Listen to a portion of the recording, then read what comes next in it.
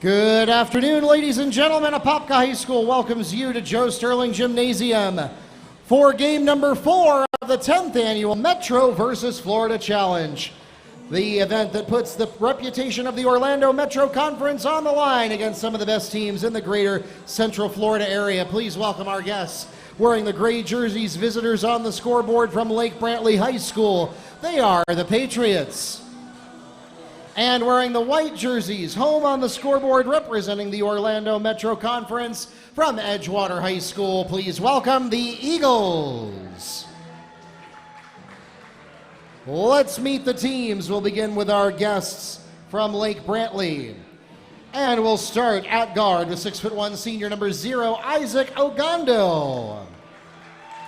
At forward, 6'2" senior number 11, Colton Williams. At guard, 5'9" senior number 23, Julian Beltre.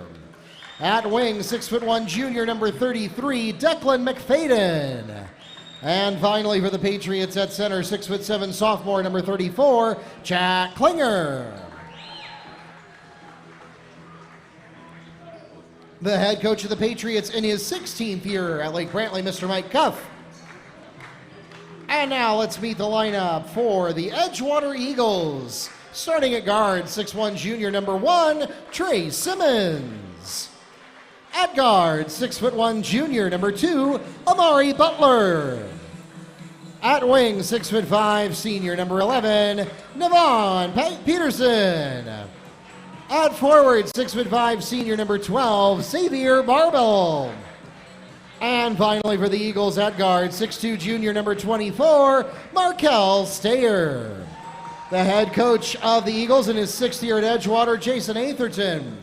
The officials for today's game are from the Central Florida Officials Association here in Orlando. Today's game is also being live streamed at MetroVSFL.com and on our YouTube live channel, Metro versus Florida Challenge. If you have friends and family who couldn't be here in person, make sure you let them know.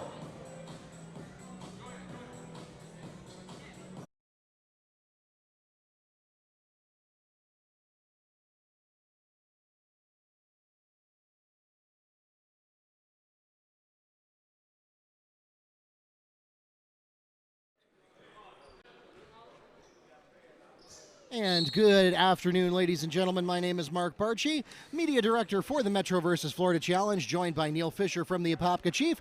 We'll be taking you through game number 4 here at Joe Sterling Gymnasium.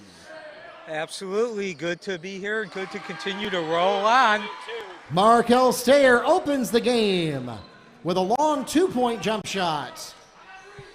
So good to continue to roll through what will be 23 games in total. 3 games, 3 days. And in this matchup, we have Edgewater versus Lake Brantley. The Eagles come off a 20-7 season, went undefeated in district play. That's 6A6. Of course, as you mentioned, they're coached by Jason Atherton in his 6th year. And they have a 6-4 lifetime record here at the Metro versus Florida Challenge. Look for the guards, Michael Eads, Navuan Peterson, and Tre Simmons. Those are their big guys. Unfortunately, we will not be able to see Michael Eads today. Is Michael Eads playing? Yep. Okay. Held ball. Possession Patriots. There's a list of 4 different honors he's received. Unfortunately, again, he's not playing today. Double team action coming on strong. Patriots managed to get out of it, though. And Edgewater is a team that considers itself to have a lot of length and athleticism on both ends of the floor. So now as we come back, looking at Brantley, of course, you and I got an opportunity to scout them, see them last week. Mark and I are the house announcers for the Wekiva Mustangs, and Lake Brantley provided the opposition in the second of 2 preseason games. They come off a 16-11 overall record, 10-2 in District 7A3. Mike Cuff is their coach in the 16th year, well known among Central Florida high school basketball fans. Push is called against Markel Stayer, his first, the team's first. Lake Brantley is also a team that regularly contends for, at the very least, berths into the FHSAA postseason tournament. They have been on a bit of a downslide the last couple of seasons, but they do feel 2020 is a season they're going to get back to the usual standards. And the seniors Isaac Ogando and Julian Beltre are being looked to for leadership. And of course, their big name is going to be Jack Klinger, the center man, 6'7", a sophomore. And you don't have to be a basketball guru to understand he is the big man, not just physically, but who they like to go to. Tre Simmons with a jump shot for Edgewater.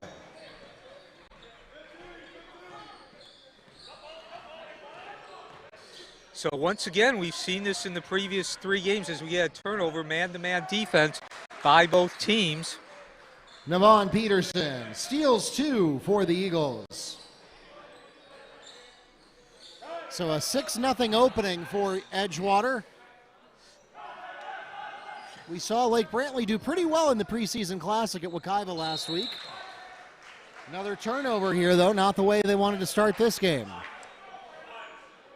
Yeah, a couple of turnovers here, and what was, again, even though they were down, it did look like they were starting to at least move towards that final destination you want in terms of executing your offense.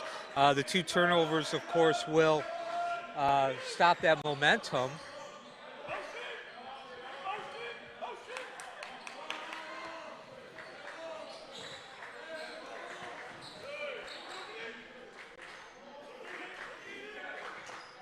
So Edgewater yet to attempt a tray. No need to, of course, a couple turnovers, and they've gotten the ball inside. Traveling, Patriots ball. And even though they turned the ball over there, that was another example. They had the ball in the middle, right in front of the basket.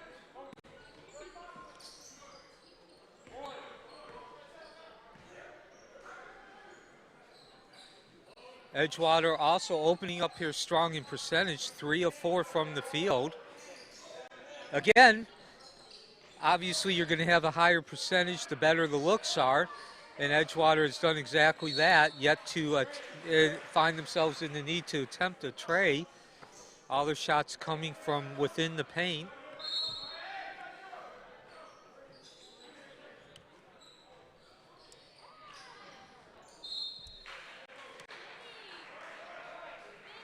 Three won't go here either. It goes out of bounds, stays with the Eagles.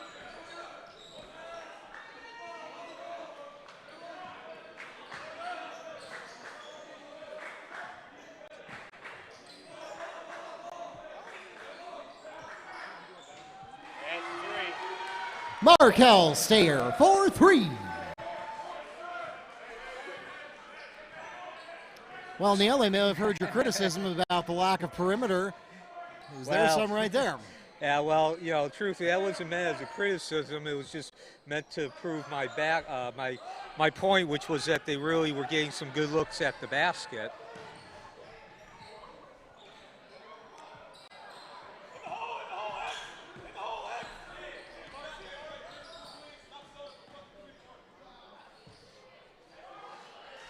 And I couldn't hear exactly what Coach Cuff was saying, but he was quite upset at his team's performance so far.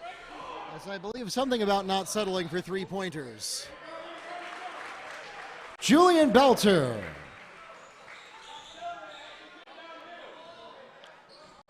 And so that puts the Patriots on the board, and it only took 5 minutes for that to happen.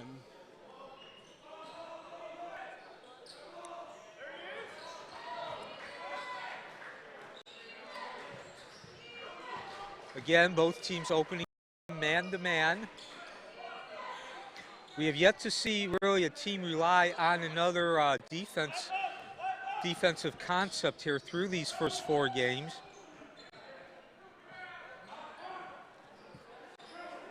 Butler can't get the 3 to go. Rebound to Klinger. The other side. 3, no, not there. Foot back, not going to go either. Some nice what hustle. A save. Yeah. Julian Beltre on the assist from Colton Williams. He may have taken a step there But I'm going to give Williams an assist for that anyway, just because he deserves one. Yeah, great hustle there, and that's something you always see out of Mike Cuff coach teams. Again, in his 16th year, has put together a program in which, at the very least, Lake Brantley contends to get a berth into the FHSAA postseason tournament.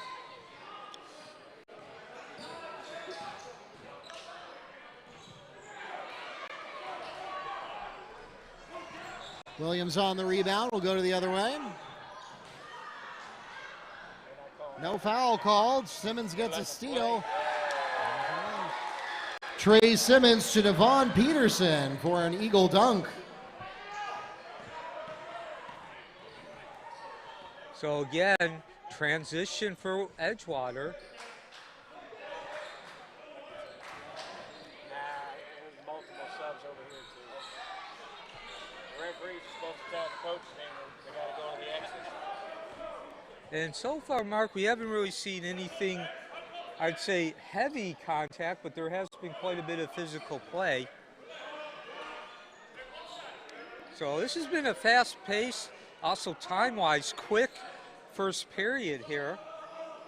Edgewater clearly coming out, shooting a much higher percentage and taking the lead. And now it looks like they're going to settle for the last shot here. They seem content to move the ball on the perimeter as we get down to 12 seconds.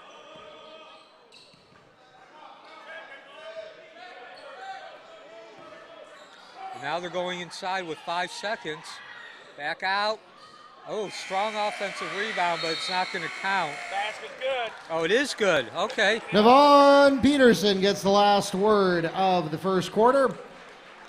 And that will make it a 7-point ball game. Excuse me, a 9-point ball game. 13-4. The Eagles lead the Patriots at the end of 8 minutes.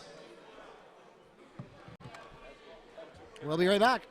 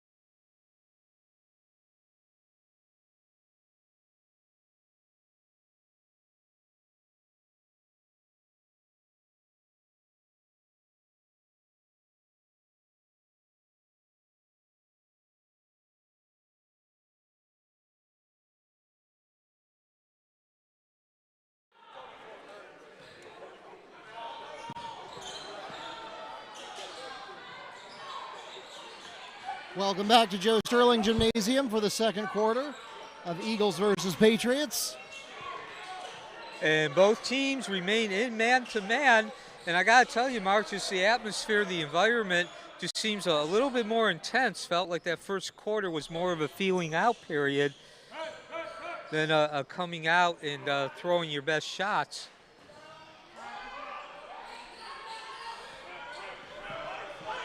So looking at the stats here, of course, the discussion at the table between periods was the refs are letting the players play, and that's reflected with no free throws taken by either team. And again, Edgewater opened the game shooting 3 of 4 attempts. They had 4 attempts before Lake Brantley tried their first, and that is also reflected in the percentages. Lake Brantley 2 of 12 at 17%. Edgewater 6 of 14, 43%. 5 of 8 from inside 2-point range.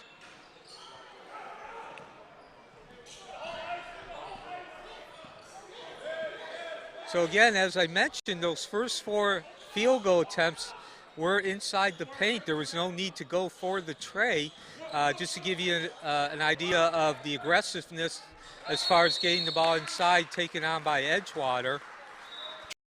Ball. And let's see, Lake Brantley with 3 turnovers, Edgewater with only 1, so turnovers have not really been a key. However, as you recall, Lake Brantley turned the ball over in 2 consecutive possessions, which allowed that first 2 shots by Edgewater to become 4, and rebounds are actually even at 9 apiece.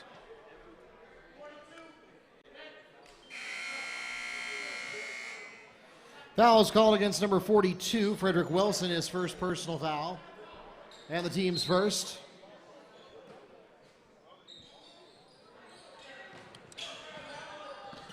So Navuan Peterson, who was mentioned at the beginning, he's one of the seniors being counted on. He is the leading scorer with 6 points.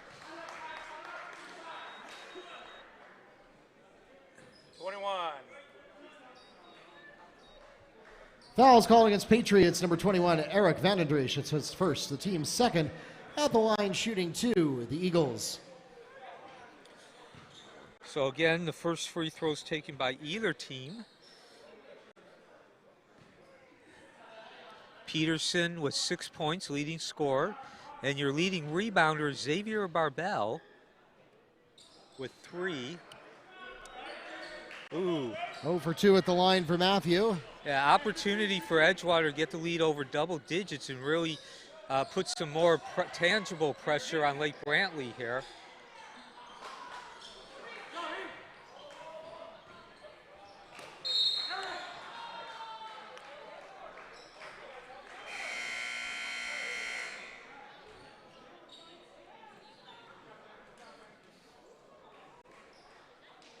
And by the Amari way, Butler in for Edgewater. And by the way, Lake Brantley, again, 2 of 12 after the first period, but adding to their woes is they yet to score a tray. 0 of 5 from beyond the arc. Seeing some good ball movement here again. Edgewater has gone, as a whole, the much better looks at the basket here, not as many hands in the face, and they've been closer, and that's always a result of good ball movement. 30-second timeout requested by Edgewater. And we'll be right back.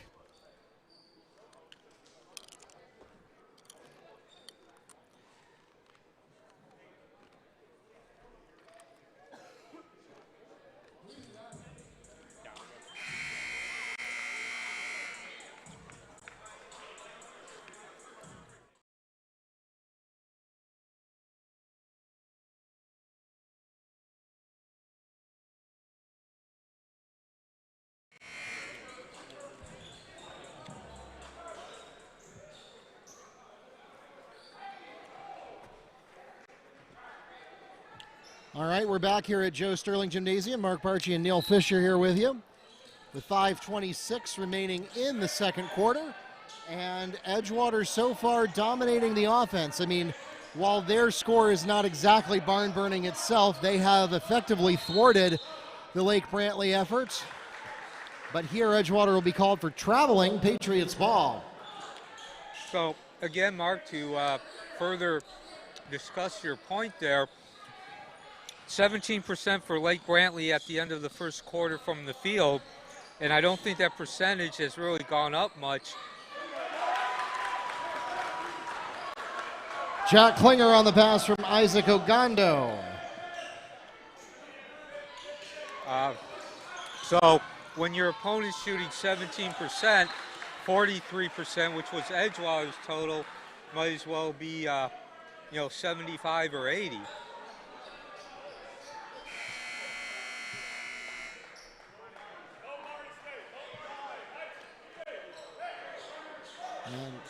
And Edgewater will clear the court here.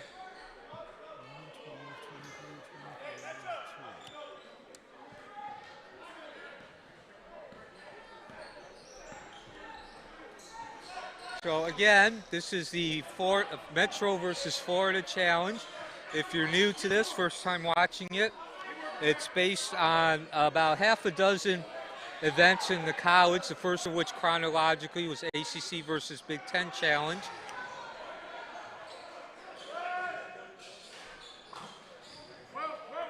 Ogando can't get either of a pair of threes to go.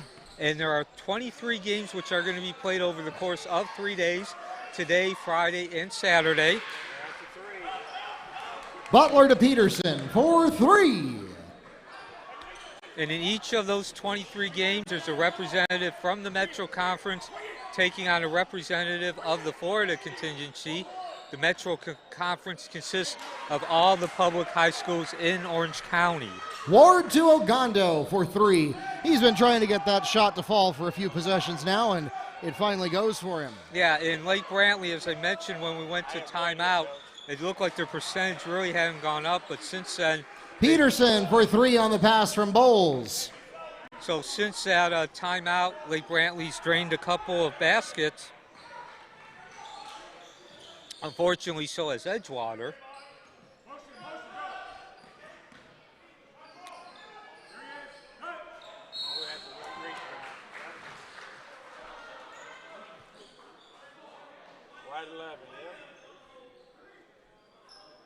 Hold is called against number 11, Navuan Peterson. That's his first personal foul. The team's second. Checking into the game for Brantley, number 33, Declan McFadden. Yeah, and again, Jack Klinger, who drew that foul, 6'7". He is a pure center, and there you see where using your height can come to your advantage. Putback is made for the Patriots by number 13, Jedden Ward. And so Lake Brantley has scored on 3 consecutive possessions after only scoring 4 throughout the entire first quarter.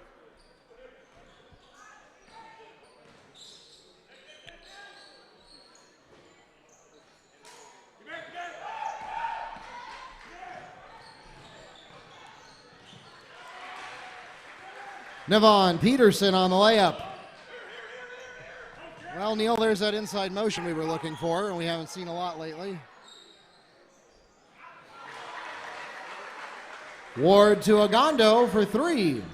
And Lake Brantley is finding their stroke now. 3 3-pointers, 4 baskets in a row.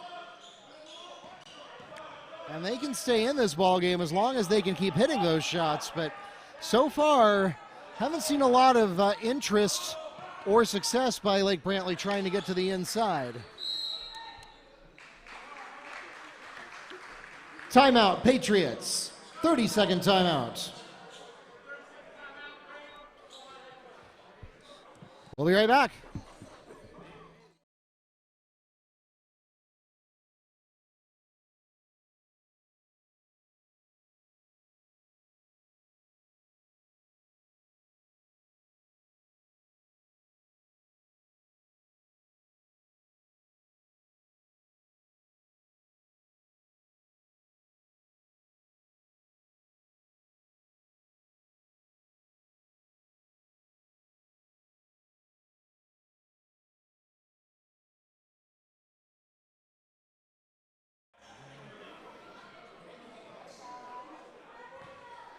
All right, welcome back to Joe Sterling Gymnasium.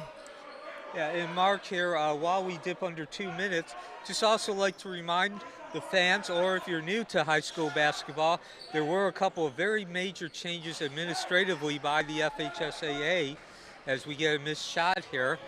Yeah, that's an important point, Neil, that all of these games really do count as we get a turnover here and a steal by Vandendriech. Miss layup there, golden opportunity, Patriots not able to take advantage.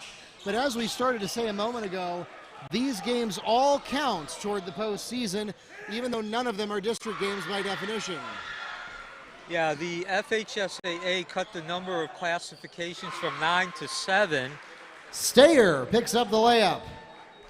And of course, 9, when you cut your classifications, that also means you're going to have a reorganization of the districts. No longer are we going to have 14 districts. We're back to the old days of what I call the mega districts with 7, 8, even 9 teams. Right, which means that a number of those teams will not make the regional tournament. They will be eliminated in the district tournament because they will not be eligible for a wild card spot. The postseason now going to a system that's not entirely dissimilar from how football has worked for the past couple of years. The difference being that Max Preps rankings rather than a strict RPI formula will be used, but otherwise very similar. Yeah, and what that is you have 4 regions across the state of Florida, 4 districts in each of those 4 regions, and the 4 district champions earn an automatic berth into the FHSAA postseason tournament. And then the last 4, 5 through 8, are of a wild card nature, which, as you just mentioned, is based on a point system overseen by Max Preps.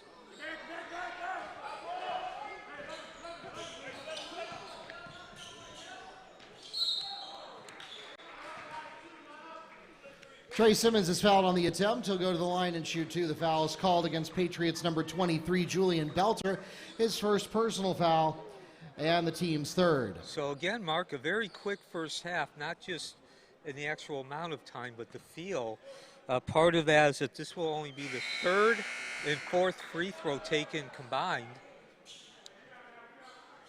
So also like to point out, Mark, again, as we were talking about the changes made by the FHSAA to basketball, this event was originally set up as an idea to get bragging for Central Florida.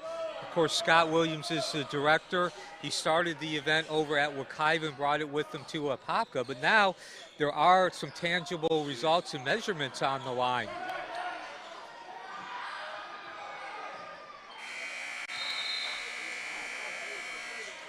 And so we go into halftime. Could have been much worse for Lake Brantley. They started to find their stroke in that second quarter and were able to get some benefits from Edgewater having some ball handling trouble. That takes us to the end of the 3rd period, a 9-point ball game, 23-14. The Eagles lead the Patriots at intermission here in Game 4 of the 10th annual Metro versus Florida Challenge.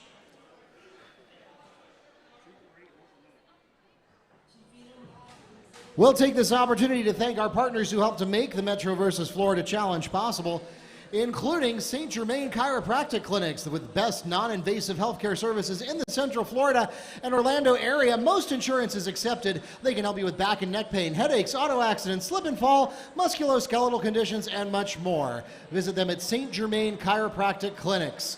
We also want to thank Burn Fat Orlando, who challenges you to step on the scale every day with a money-back guarantee. If you don't lose weight in the first 10 days, they'll refund your money. Call them now at 855-889-THIN. That's 855-889-THIN. We also want to thank our friends at Elevate Orlando, a civic nonprofit that's focused on helping students grow in character and life skills in the classroom, through mentoring, and incorporated into all that they do so students can apply those skills to their lives. They are partnered with 14 Orange County partner schools, and they have a 98% graduation rate with 96% post-secondary placement. Elevate Orlando.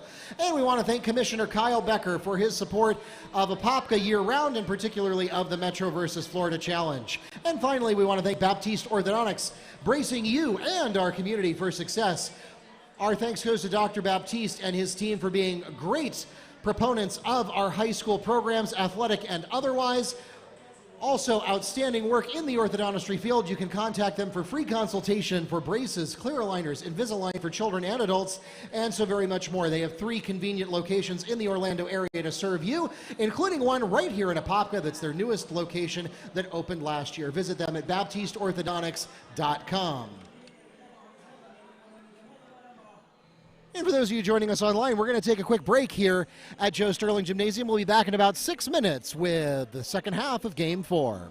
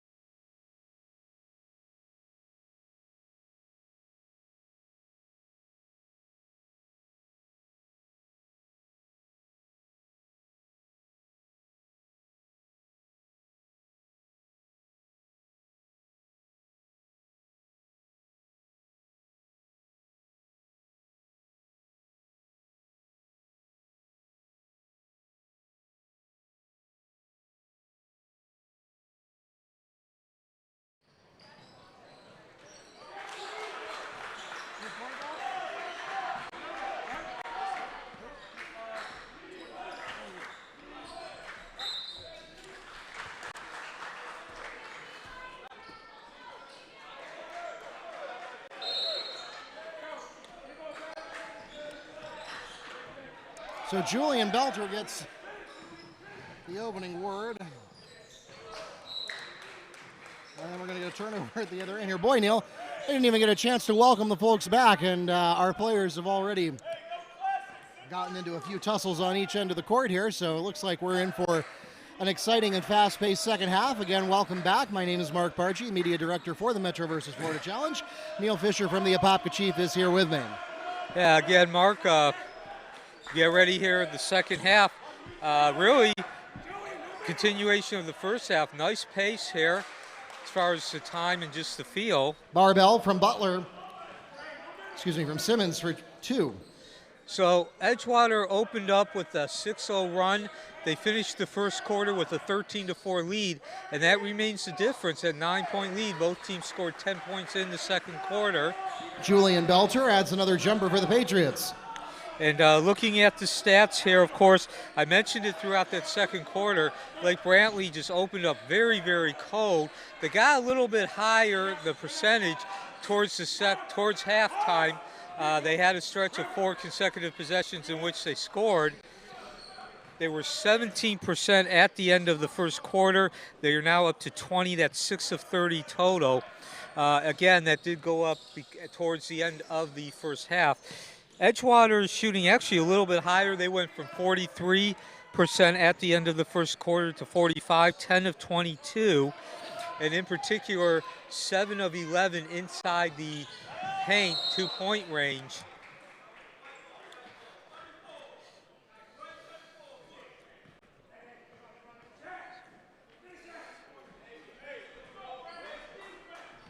Foul called against number 34, Jack Klinger, is first, the team's first.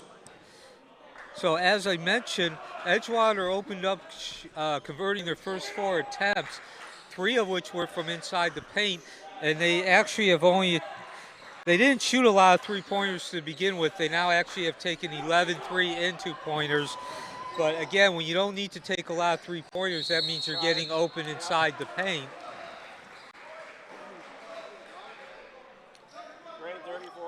As we get a couple of turnovers here. Offensive charge is called against Jack Klinger, his second and the team's second. And there's been a lot of discussion here at the table about the players not being called for a lot of fouls. Only 4 combined, actually all 4 for Edgewater, and they failed to make any of them. Lake Brantley has yet to attempt one. So free throws have not been an issue here. Again, a very fast-paced game time-wise and a good feel as far as the pace, and that's partially due to no fouls being called or limited amount of fouls.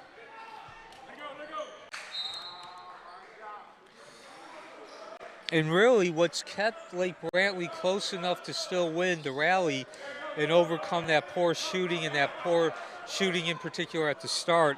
7 turnovers for Edgewater, 4 for Lake Brantley. Now again, that's not a huge difference, but those 3 differences have come at key points in that first half. Foul is called against Eagles' Tre Simmons. That's his first, the team's first this half. And of course, reboundings are 19-18 in favor of Edgewater. So as we now get 3.5 minutes into, or 2.5 minutes into the second half, you see Lake Brantley going inside, something we did not see much of in the first half, Mark. No, not at all. So again, if you're going to be an outside shooting team and rely on perimeter play, you better be able to drop the baskets, convert those attempts, and Lake Brantley had only 20% after the first half. Foul's called against Declan McFlayton, his first, the team's third. So Julian Beltre has been the main guy for Lake Brantley as we get into the second half. 8 points and 4 rebounds over the course of the first half. 3-point basket scored by number 33, Declan McFadden. And that closes us to a 4-point ball game. Yeah. I've been over here going over the stats and analyzing the first half, and Lake Brantley puts together a couple of possessions while stopping Edgewater. But the leading scorer, to close out the stats, leading scorer is Navuan Peterson. He played for Edgewater, 14 points. 33. 6 of 9 for Peterson from the field and no free throws attempted. Foul is called against Declan McFadden, his second, the team's fourth.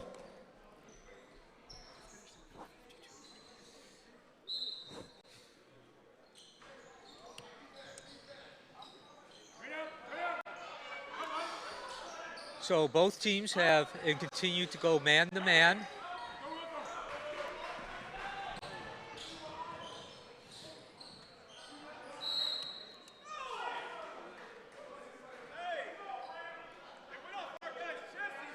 And Coach Atherton disagrees with that decision that Edgewater touched the ball last.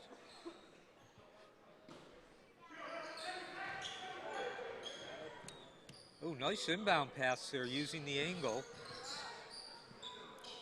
Yeah, I thought Parnell was going to go up with that, but he decided not to. Are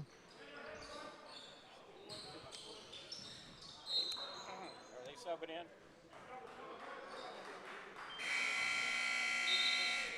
Yeah, I was like, I didn't know if they were just taking a break or what. Some personnel changes.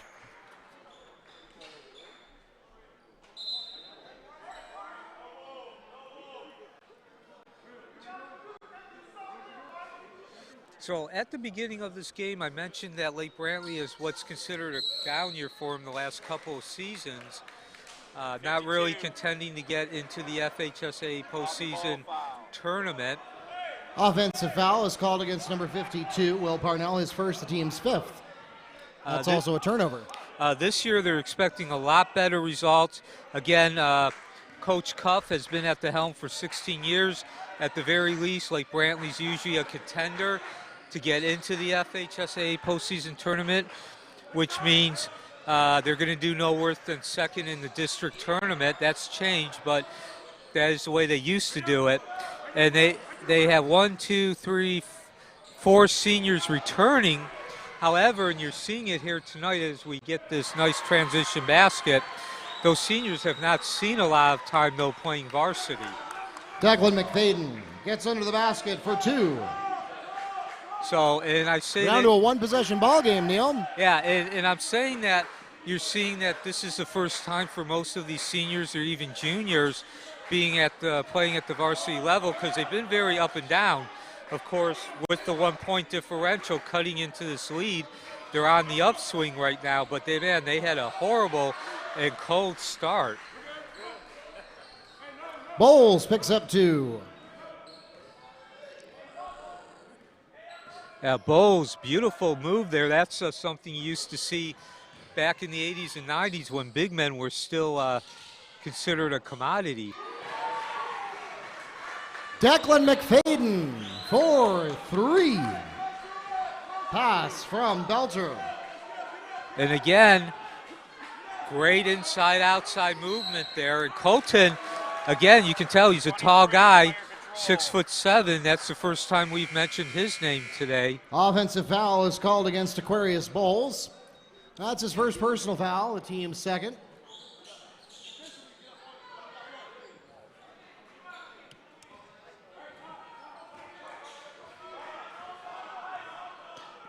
As a matter of fact, Jack Klinger, those basket on the last possession was the first two for Klinger.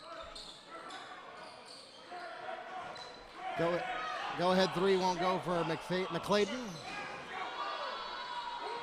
And look at that, just took it right out of his hands.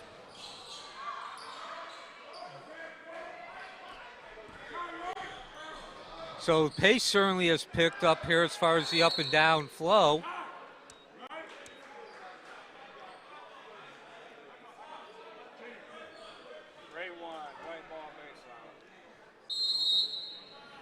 Fouls called against Patriots number 1. Machai Campbell, that's his first, the team's sixth. And we'll pause for an Eagle timeout, full timeout, requested by Edgewater. We'll be right back.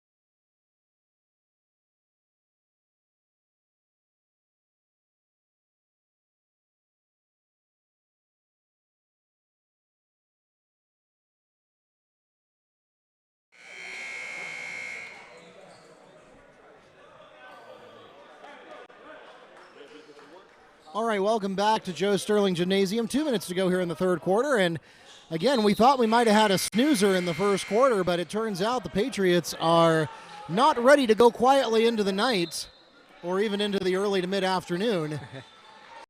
They've gotten into a one-point ball game. They have not led yet, but now they have an opportunity to do just that.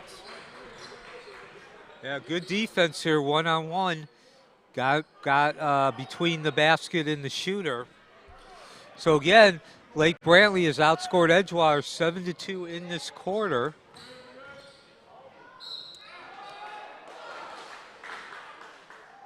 Declan McFadden draws the foul. He'll go to the line and shoot two for the Patriots. Eagles foul called on number 4. Lloyd Matthew on the block. It's his first personal foul and the team's third. So mentioned it at halftime, not a lot of fouls, only 4 total, all taken by Edgewater. These are the first 2 by Lake Brantley, and as you mentioned, Mark, we now have a tie ball game. Edgewater on the verge of taking the lead for the first time. And they do not. 1 of 2 at the line for McFadden. And both teams have played man-to-man throughout the whole game.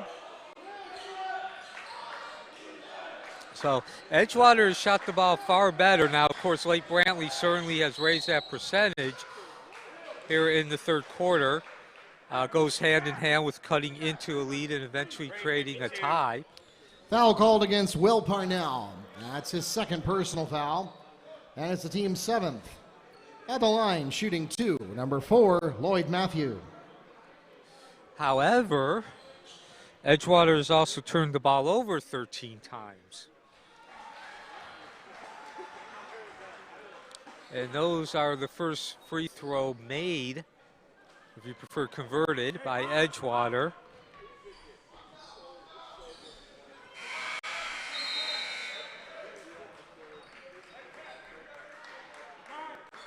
In for Edgewater, number 12, Xavier Barbel.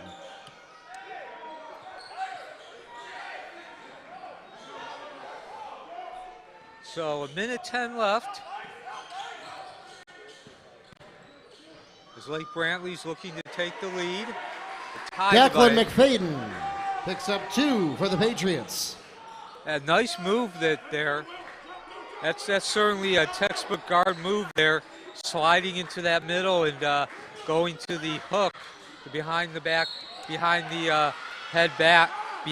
head field goal. Amari Butler and 1. Foul called against number 52, Will Parnell.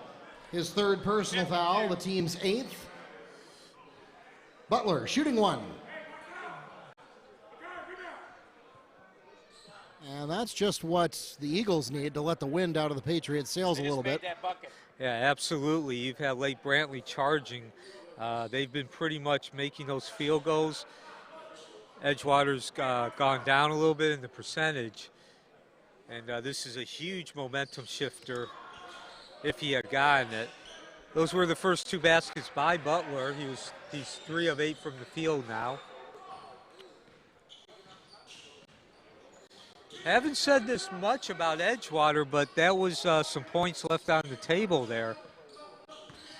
We actually saw a lot of points and momentum shifters left on the table in the previous game.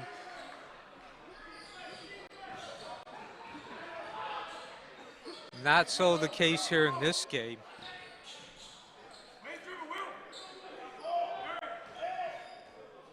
And now Edgewater's going to pull the ball out and set up for the last field goal attempt here. Try to get some momentum going into the fourth quarter. Oh, great passing inside. But unfortunately, the last pass was not good enough. Too far. That takes us to the end of the third period, and the Patriots have closed it to a 2-point ball game. They've had it to a tie. The Patriots have not led yet, but they are still right in it. The Eagles lead the Patriots 31-29 with 8 minutes left in Game 4 here at the 10th Annual Metro versus Florida Challenge. We'll be right back.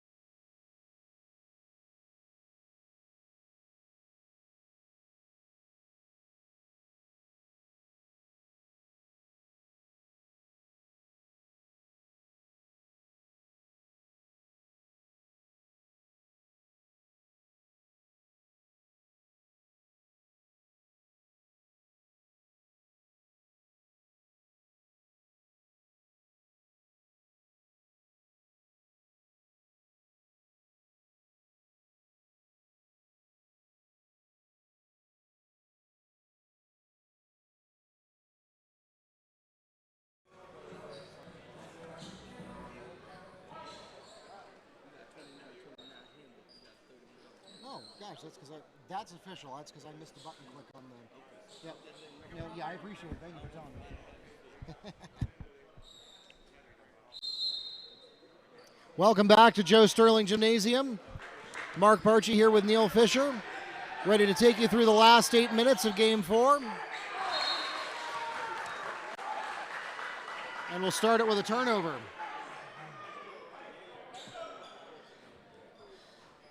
So, of course, the story of this game, Mark, is what was I'd say roughly around a 9 to 12 point lead is now only 2 points for Edgewater, 15-8 advantage in the third quarter for Lake Brantley, and of course their field goal percentage is still only at 29%, but compared to the 17% and the fact that they did not convert a field goal for the first 4 minutes or so, that's a huge improvement. Wait, black doesn't have a 2. White 2. Okay. So on the other side, Edgewater has cooled off slightly. They were 45% at halftime, now down to 42. And in particular, they continue to shoot well from inside 2-point range, 10 of 18, over 50%. 11 turnovers for Edgewater compared to 7 for Lake Brantley. Vanden Driesch on the pass. Basket by Jack Klinger.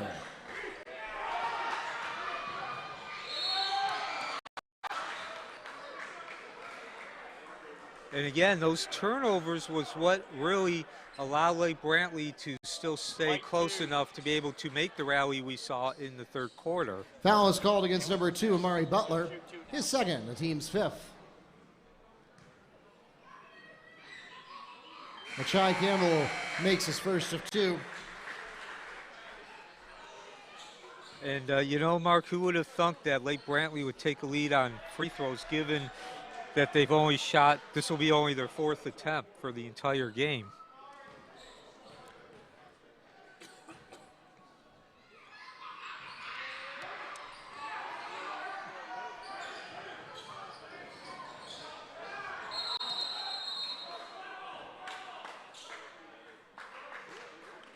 And after much weeping and gnashing of teeth, it's out of bounds off of the Eagles.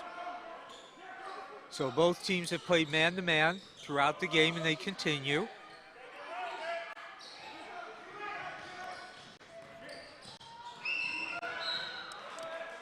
Great defense there. Obviously, you get the block, but in order to get the block, you have to be able to position yourself correctly. Took away the angle.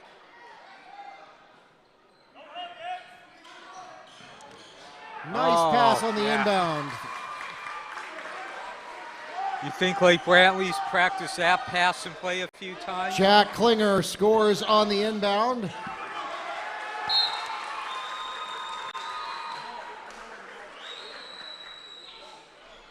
Only the 3rd and 4th point for Klinger. But again, failure to rotate on that inbound pass. Edgewater was focused on covering the perimeter, and they allowed Klinger to run inside there.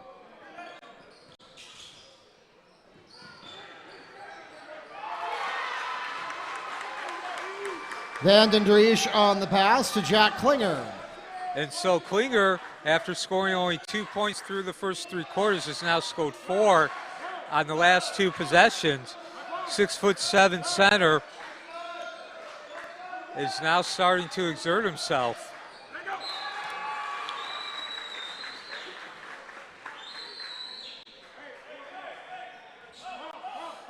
And 13th turnover for Edgewater. Again, turnovers was basically why Lake Brantley was able to keep that deficit at no more than 12 points and close enough to be able to make this rally, which has seen them take the lead. Now we're seeing a lot of good interior passing. Did not see that through the first 2.5 quarters or so.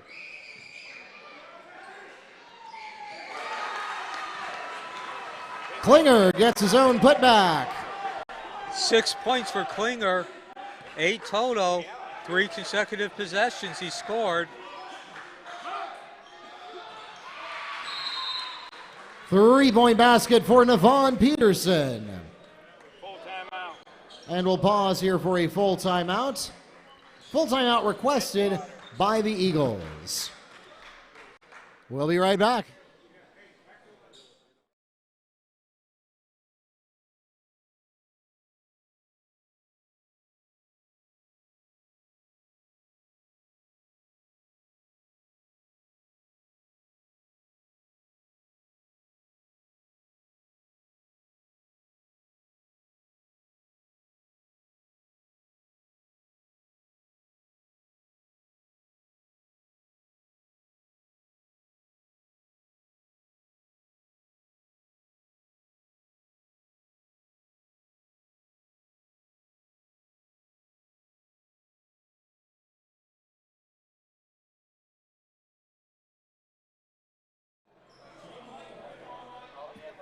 Welcome back to Joe Sterling Gymnasium. Mark Barchi and Neil Fisher here with you for game number 4, which has turned out to be much more of a thriller than we thought it might be.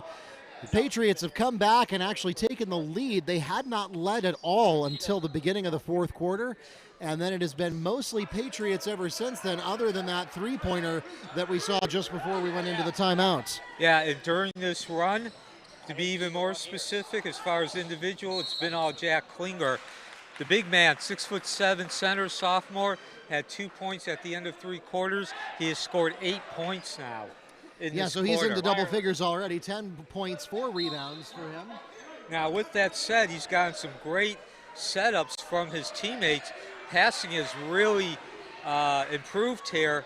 In particular, they've been getting, there's been more of an emphasis on attacking in the paint. We did not see a lot of that through the first 2.5 quarters.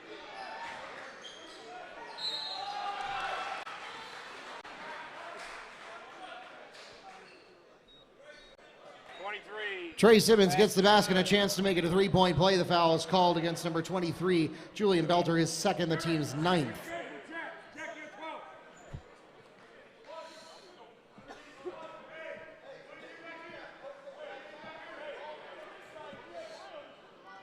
So another missed opportunity there for Edgewater. Say Simmons has 4 points. And again, that's part of the story of why Lake Brantley has been able to rally from a deficit. I believe it was as much as 12 points and now hold a 2-point lead. Foul is called against number 1, Tre Simmons. That's his second. Team 6th. So off the inbound, Jack Klinger from Beltre. Not quite as easy. Level of easiness not quite as his previous basket he scored on an inbound pass, but still fairly easy. A little contact to give himself some space.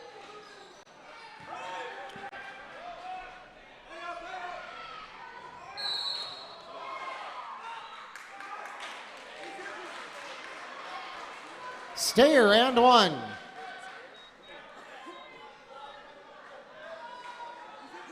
Who's it on? 21. Basket by Stayer is good. He'll be at the line shooting for the three-point play. What number? No. Foul was called against number 21, Vandendriesch.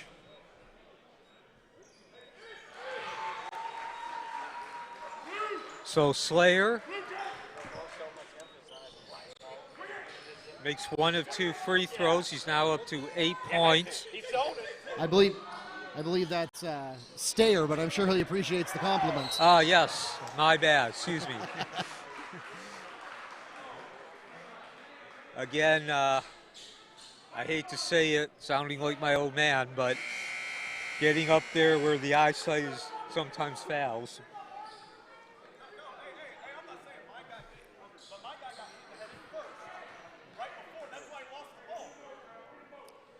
Foul is called against number 1, Tre Simmons. It's his third, the team's 7th. At the line shooting 1-on-1 bonus, Julian Beltre.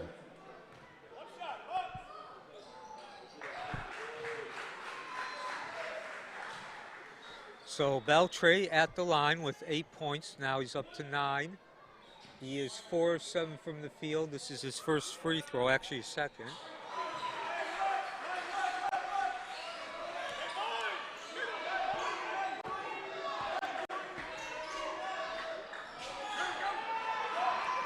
Pass too high.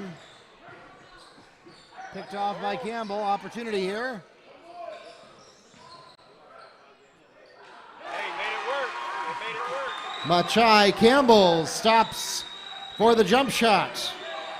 A bit unusual ball movement, or how they were moving the ball, a lot of just tipping the ball, but they wound up with that open 6-foot shot just on the side of the paint. And again, Mark, we were not seeing for the first 2.5 quarters any effort from Lake Brantley to attack that middle and inside.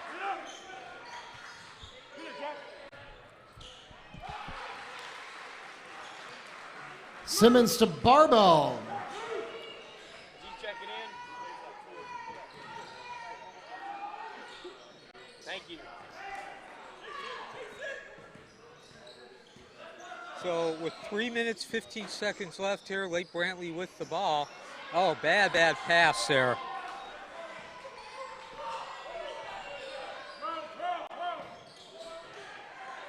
Say, Lake Brantley has also rallied and taken the lead. They've been able to hold Peterson.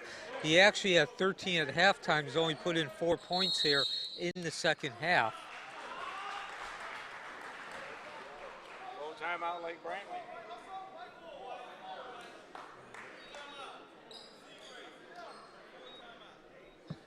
Full timeout is requested and granted. And the Patriots take a full timeout.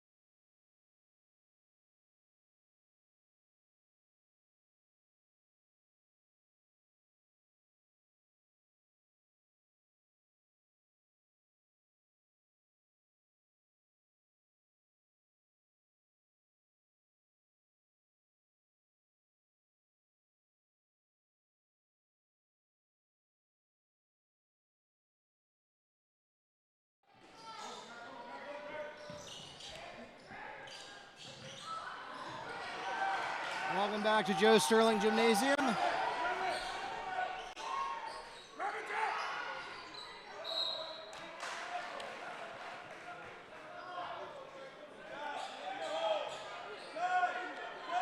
So again, this is the Metro versus Florida Challenge. We got 2 minutes, 44 seconds left in our fourth game of the day. There's 23 total over 3 days.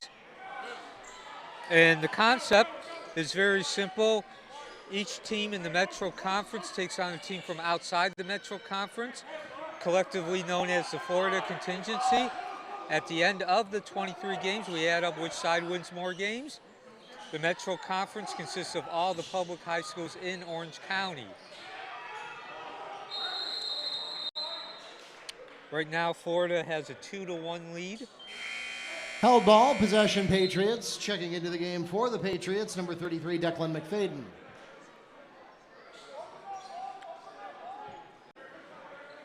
And this is Lake Brantley versus Edgewater. Edgewater representing the Metro Conference, Lake Brantley representing Florida. Oh, some poor ball handling there. Loss of focus. Navuan Peterson steals a dunk for the Eagles.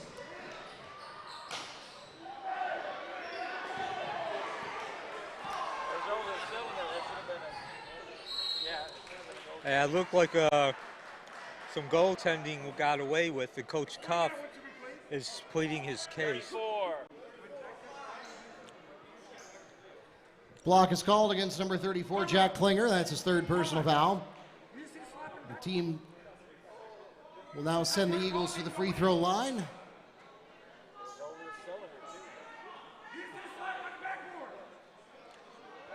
Tre Simmons at the line. He scored 4 points, 4 Simmons rebounds. at the free throw line, shooting 2.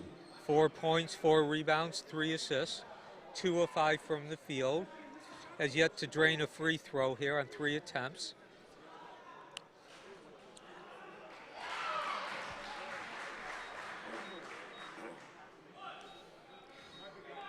And so over to our left here, Coach Cuff continues to plead his case for a goaltending. And quite frankly, Mark, I agree. That did look like a goaltending.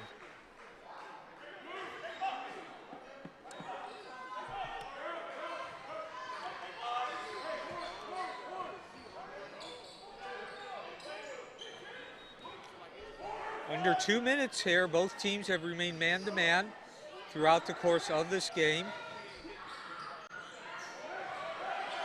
And now Lake Brantley's magic has seemed to fallen here.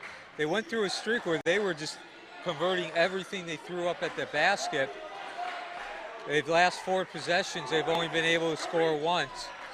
Yeah, and for as underwhelming as the opening 2 games were, the last 2 games have been a real treat. Foul is called against number 1, Tre Simmons. That's his 4th personal foul. And the team's 8th. It puts the Patriots into bonus. Eric Vandendriech will shoot 1-1. But first, checking into the game for the Patriots, Machai Campbell. So both teams will be in the bonus the rest of the way, which means we'll see free throws.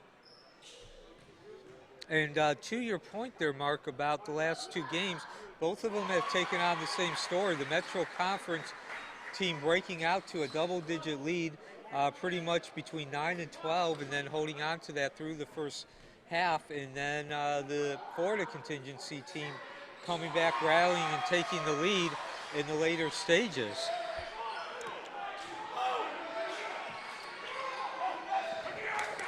So the 2 made free throws will flip the tables, and now the Patriots lead by 1. This is going to be a photo finish. 1 minute left here.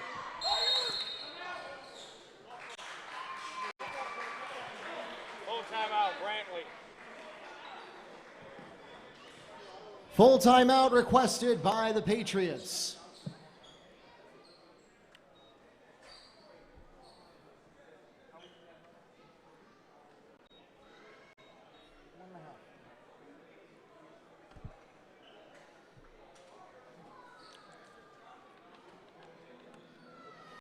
And ladies and gentlemen, once again, we'll thank our partners who helped to make the Metro versus Florida Challenge possible, including Baptiste Orthodontics, Burnfat Orlando and St. Germain Chiropractic Clinics, Elevate Orlando, AM 1520 WBZW, and Apopka Commissioner Kyle Becker.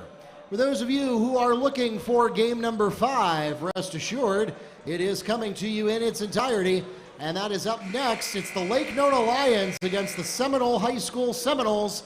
That is scheduled for a 3:30 start time, and we are just about on track to make that happen. Again, that's coming up next here at the Metro versus Florida Challenge, Game 5, right here at Joe Sterling Gymnasium.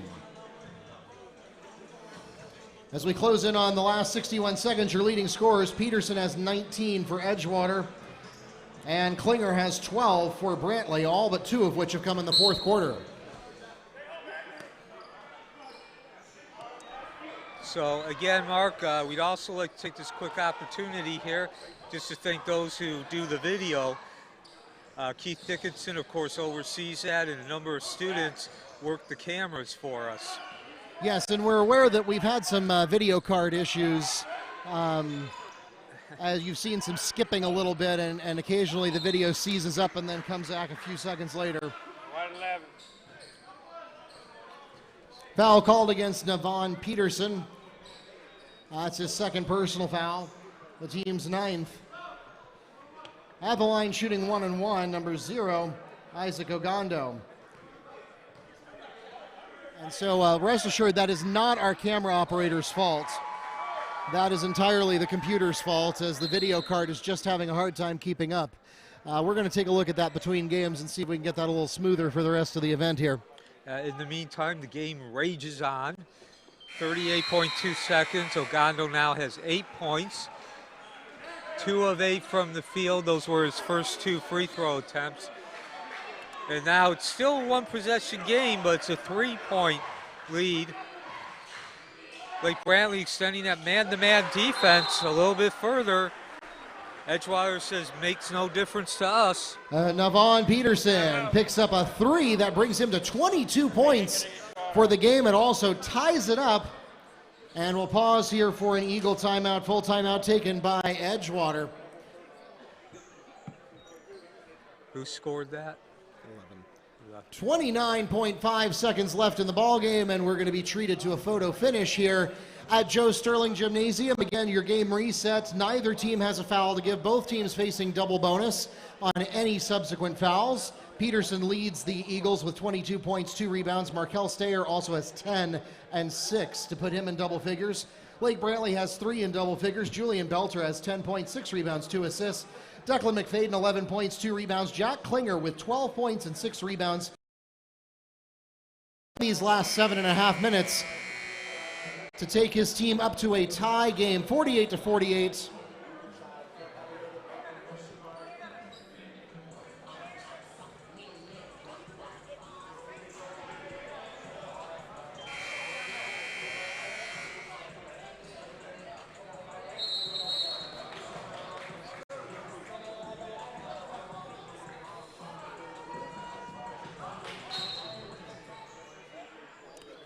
So with 30 seconds on the inbound here, actually just a little bit less, Edgewater remains man-to-man, but now they're going full court. And boy, I don't think I have to explain to you that how huge that mistake is. Traveling, Eagles ball. Yeah, that's an unforced error. Unforced, yeah. I was just going to say that, Mark. I guess the moment was a big moment. So now Edgewater has the opportunity to pull this game out.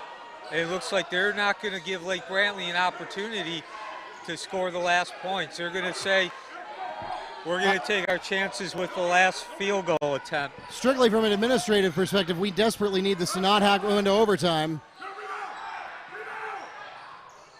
Yeah, some great action. We're going overtime. That takes us to the end of regulation. Well, those of you waiting for game 5, you're going to have to wait a little longer. We're going to need another 4 minutes to sort this out. 48-48 is the score at the end of regulation, and that means we will need an overtime period to sort this out. Here are the rules for overtime. We will clear the possession arrow, and we'll have another jump ball, so the possession arrow no longer matters. All team fouls and personal fouls from the regular game will carry over, so that means both teams are still looking at double bonus. Tre Simmons has 4. Noah and Will Parnell on the Patriots side and Jack Klinger have 3 each. Those will continue to carry over toward the 5 foul limit. Each team gets 1 additional full timeout. That means that Edgewater now has 1 full and 1:30, and it means that the Patriots now have 2 fulls and 1:30 remaining. And so as we come back, that was a exciting final 5 seconds or so. Edgewater with 3 opportunities, but Lake Brantley did force those shots to be taken off balance. All of them were taken. The shooter was leaning backwards on 1 foot, so was not able to square up directly under the basket.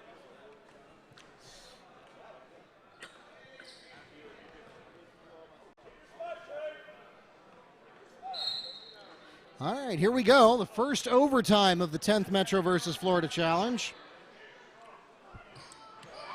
And it goes to Edgewater.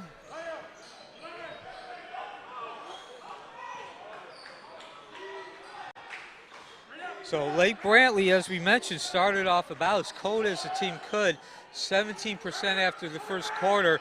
They have risen that field goal percentage all the way up to 32. It was 20 at halftime and 29% at the end of the fourth quarter. Of course, as we mentioned several times, Klinger, he's been your big man up there. He had 2 points at the end of the third quarter. He is now up to 12. And we're going to go back and forth with some steals here. So pretty much here for the first minute, it's been a game of anything you can do, I can do, whether good or bad. Both teams have missed a pair of field goals. Both teams have turned the ball over. Tre Simmons to Dequarious Boles for the first points of the overtime period on the dunk. Wham, bam, thank you, ma'am. There, got inside the spin move and threw the ball down. Simmons now up to 6 points. Amari Butler with a long pass for 2.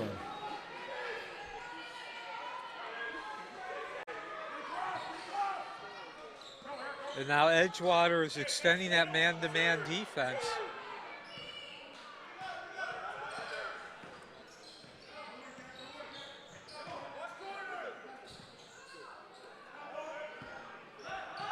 Late Brantley slowing the ball down, saw him speed it up there in that fourth quarter. Declan McFadden for 3. And that's playground basketball there, it works. Didn't even bother going inside, just stop, pop, and drop. I guess when you can shoot the tray though, you can get away with not even making an attempt to go inside.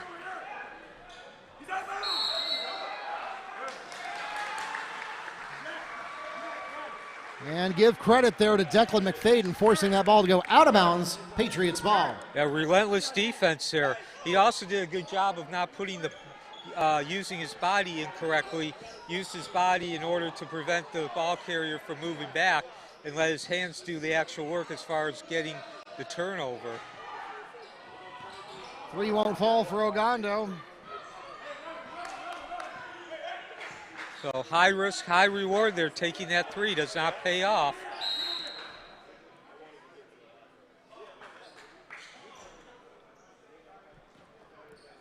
And the Eagles will use their extra timeout. Full timeout requested by Edgewater. We'll be right back.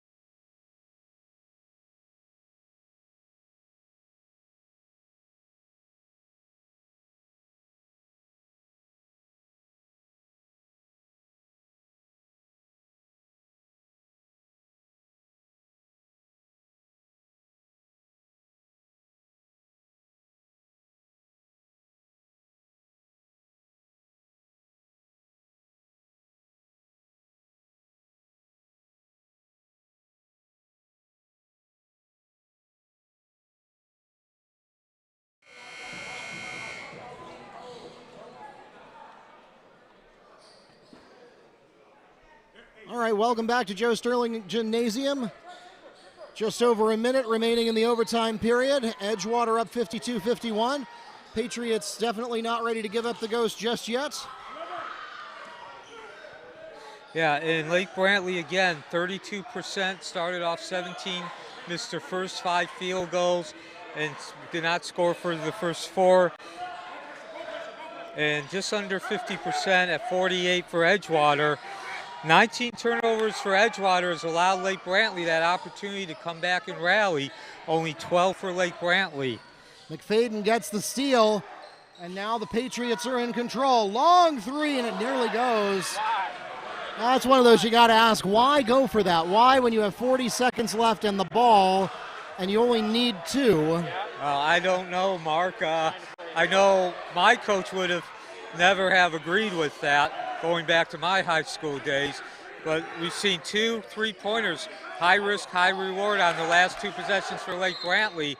And now they paid the price of that because Edgewater is in the position of pretty much running out the clock 34, here. double bonus. Foul called against Jack Klinger, that's his 4th. The Eagles continue into double bonus. Xavier Barbel will shoot 2. So again, obviously Edgewater is not going to be able to run out the clock here because it stops on the free throw. But this is the other option where they now have that opportunity to extend the lead at the free throw line. And Edgewater had the same issue at the end of regulation, they had 2 opportunities to extend the lead, and they left that opportunity on the table. So now 2, like I said, high risk, high reward decisions. They're taking that 3-pointer, and it's not going to hurt Lake Brantley to the extent that it probably should have.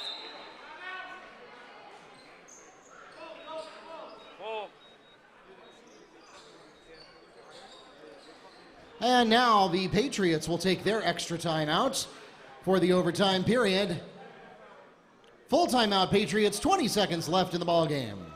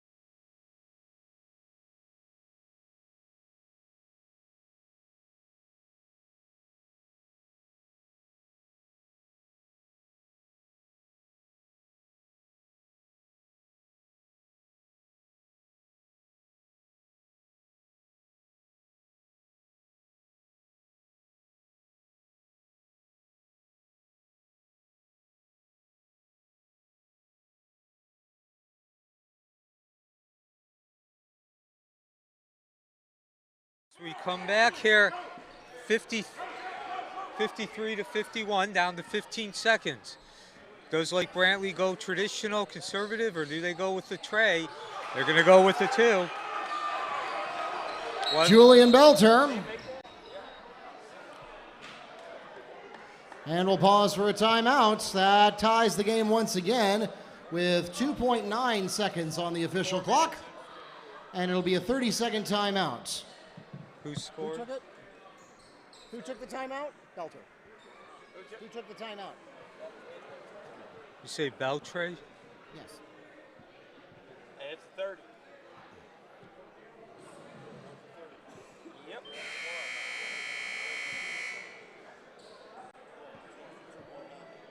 We got 53, 53.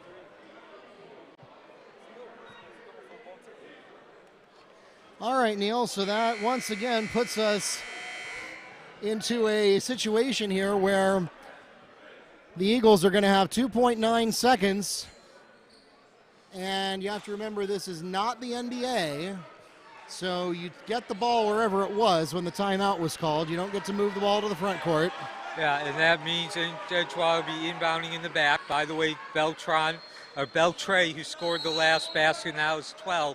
Got to make a quick inbound, maybe a attempt for 2 dribbles, or pass it back. Got to shoot it up. Well, we're going to another 4-minute overtime period. Well, ladies and gentlemen, if you are waiting for Game 5, you're going to have to wait just a bit longer. So we will continue with this extension of regulation. We'll now go into a 6th period, 4 more minutes on the clock. The possession arrow resets once again. Each team gets 1 additional timeout. So that means that we now have 2 full timeouts remaining for Edgewater and 2 full and 1 32nd timeout remaining for the Patriots. And we'll play for 4 more minutes, see if we can't get a decision on this game number 4. All team fouls and personal fouls continue to carry over. So that means that we are shooting double bonus both ways. Watching fouls on the Patriots side, Klinger with 4, Parnell with 3, and on Edgewater's side, Simmons has 4.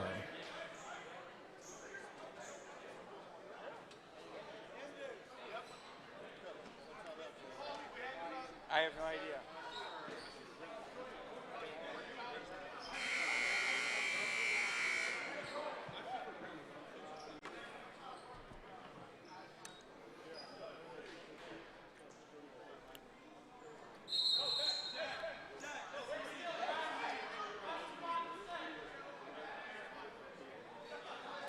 All right. Well, Neil, once more into the breach. Yeah, Mark, and not only if you're a basketball fan, this is just dream come true because you get 23 games. And not only do you get an extra 5 minutes, but an extra 4 minutes, we now get an extra 8 minutes. Threes are not falling.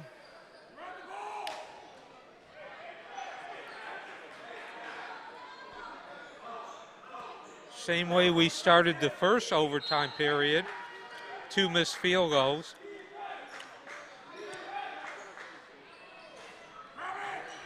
Well, make it 3. Putback made by Tre Simmons to get us started with overtime scoring. Or double overtime scoring, I should say. And Simmons now up to 8 points.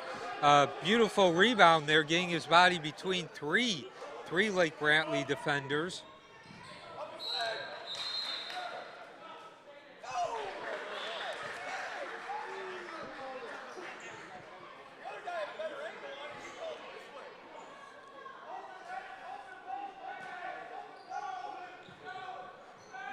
So that first overtime period, as we get a air ball here, ended. Edgewater got exactly what any team wants. They were right at the free throw line, shooter leaning forward. Couldn't quite get that ball to lean forward after hitting the heel. Both teams with an opportunity to put this game away, put a victory away. Neither's been able to convert, and we are in double overtime.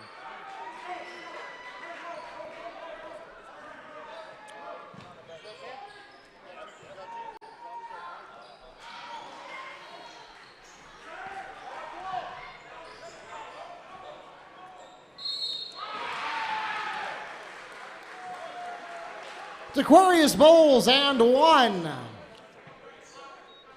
Foul called against Jack Klinger. That's his 5th personal foul, and he will retire from the game with 12 points and 6 rebounds for the Patriots. Checking into the game for him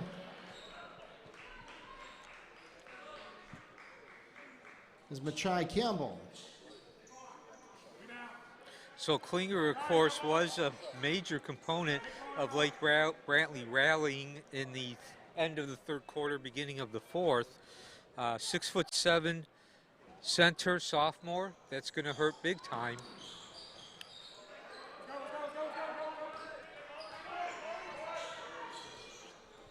And again, Lake Brantley gets another opportunity as far as Edgewater leaving the door open. Could have made it a 5-point game. Instead, it remains at 4, 2 possessions. Foul is called against number 1, Tre Simmons.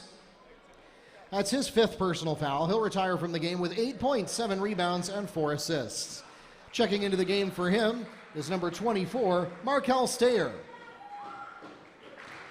And at the line shooting double bonus is Julian Beltre. And so the missed free throw was a huge break for Lake Brantley, but now we get probably to the full extent of a break, as not only do we get a couple of free throws here from Lake Brantley. That's Vanditresh taking them, but the clock stops. So that's really what's important about those free throws. Again, the clock stops. Boles had a good look at a rebound. Won't fall for him, though. Another wild shot there from McFadden. Not sure what that was for. Yeah, that's the 3rd time here. High risk, high reward, that 3-point play, and they've yet to make any of those. They've actually, it hasn't hurt them, obviously, because they're in double overtime.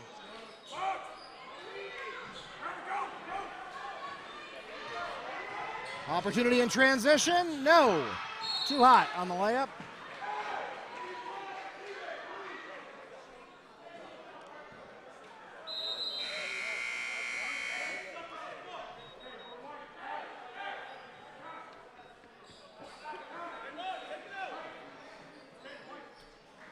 So Edgewater will have a 3rd opportunity to get this lead back up to past 1 possession, well, 2 possessions.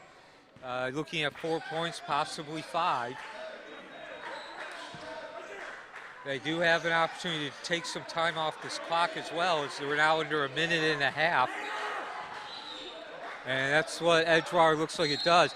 do have to point out, despite Edgewater's turnovers, which were 19 entering overtime, in Edgewater's Foul is called against Isaac Ogando, his first. At the line, shooting double bonus, Amari Butler. and also Edgewater's penchant for not always taking the best shot. They have been very smart in making their decisions of when to be more deliberate and when to speed up the pace and go to transition. Is that the line?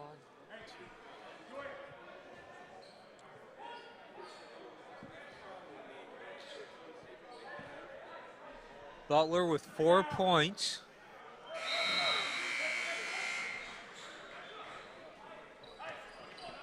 So they do increase the lead, however, remains at 3, 1 possession, 1:15 left. And now Edgewater is going to be content pretty much picking up the offense at half court. Ogando is too hot. Patriots managed to keep it on their side of the court, though. Yeah, Lake Brantley keeps getting the breaks there with these high-risk, high-reward three-point field goal attempts. To the inside, not there. Good defensive coverage, which then quickly becomes not so good defensive coverage. 5, white 5. Foul is called against number 5, Patrick Kanyamahanda. That's his first. At the line, shooting double bonus, Declan McFadden. So did I hear you right there, Mark? The first on Kenya Honda? Yeah, that's right. Kanyama Honda. We haven't heard a lot from him today so far. Well, I was making more reference to the fact that it's his first foul, given that we have 3 players fouled out and a slew with 4. All right, so 2 for 2 at the line for McFadden. That cuts it to a 1-point ball game. We're going to get another photo finish here. And Lake Brantley is extending that man-to-man defense. The last 2 times we came down to this situation, Brantley's defense in the half court was able to come up with a steal. We'll see if they can do it again, and they're going to have no choice but to send them to the line.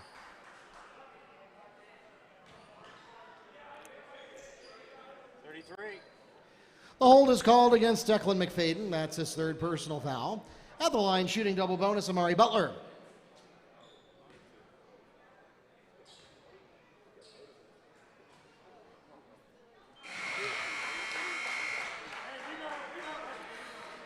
So Butler with 5 points now.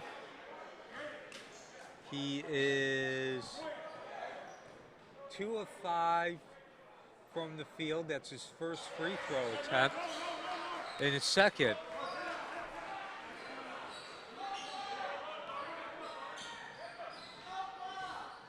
So now Lake Brantley has to shoot a tray. Of course, they had enough time, they could get 2 possessions. Decide to go for the tray and probably use a couple more seconds than you like. Foul's called against number 1, Machai Campbell. That's his 2nd. At the line, shooting more double bonus. Number 2, Amari Butler. So Butler back at the line.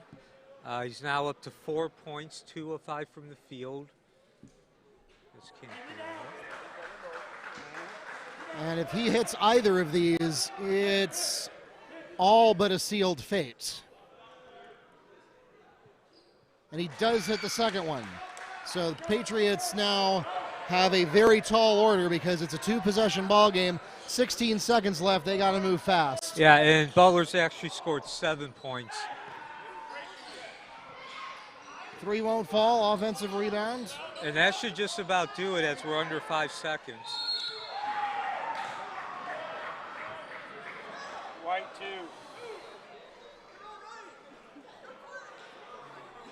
Foul's called against Amari Butler, his 3rd. That'll send Machai Campbell to the line to shoot 2. So not a great time to foul there, Neil. No, bad decision. You run a chance here that they make the first, miss the second, get the offensive rebound, and get a putback. Yeah, it's highly unlikely, but if you're Edgewater, you want to close that door completely. You want to seal that door. So both teams that have multiple opportunities to secure the victory in both regulation, the first overtime, and now the second overtime. Edgewater finally converts those opportunities. Full timeout is requested and granted to the Patriots. That will leave them with 1 full and 1/32 timeout remaining. 2 full timeouts remaining for the Eagles. 2.7 seconds left in double overtime. And for those of you who are here and waiting, wondering whatever happened to Game 5, maybe it just came and went and you missed it. No, it hasn't happened yet. Lake Nona takes on Seminole coming up next. That game was scheduled to start at 3:30. Believe it or not, we're actually not that far behind. We're going to be probably about 30 minutes behind by the time this double overtime is complete. But we are looking forward to bringing you Game 5 right after the conclusion of this one. Those of you joining us on the live stream, remember each of our games is a separate event on YouTube, so you will have to exit out of this live stream and get into the next one. But not until we get through the last 2.7 seconds. One more shot coming to Machai Campbell. So Campbell with 3 points here. Here you almost don't want to make this. I think he blew that on purpose. And that will do it. Again, Edgewater. And that takes us to the end of double overtime and the end of game number 4. 61-58 is the final after 40 whole minutes of basketball action. Ladies and gentlemen, we thank you so much for coming out to support your Patriot and Eagle athletes. The Eagles hold on here, and they will bring it back to a 2-2 tie as we head into game number 5 here at the 10th annual Metro versus Florida Challenge.